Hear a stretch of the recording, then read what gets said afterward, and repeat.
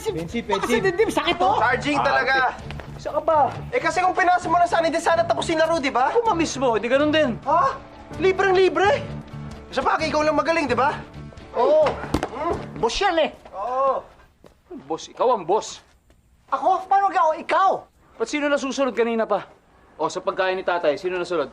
Ay, siya. O, dahil ginatungan mo. Ako lang? Bakit si Chad din naman ah? Oh, ba't pati ako nasali dyan? O, tama na yan. Nagkakapiko O, na yung na cake, kayo hindi eh. pa naman dapat iboblow yun, di ba? Pero pinablow mo, pabida ka kasi. Ako ba ang pabida? Baka ikaw ang pabida dyan, pakiter-cater ka pa.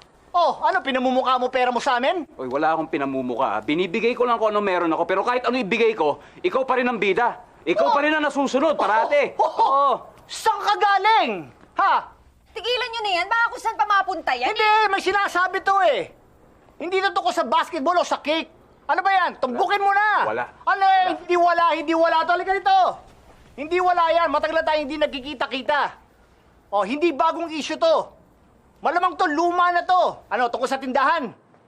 Oh, matagal mo nang hindi, himutok yan. Hindi ko pinaghihimutok yan dahil kusa akong umalis. O yun na nga. Kusa kang umalis, hindi kita pinaalis. Natural, hindi mo ko kailangan paalisin dahil magmula nung bumalik ka galing Japan, etsapuera na ako. Eh di tama nga ako, di may issue ka nga. Tama na sabi! Para kayo mga bata ayaw nyo makinig! Wow! Nagsalita ang ate, akala mo sino marunong makinig? O ba't sa akin napunta bigla? Whoa! Oh!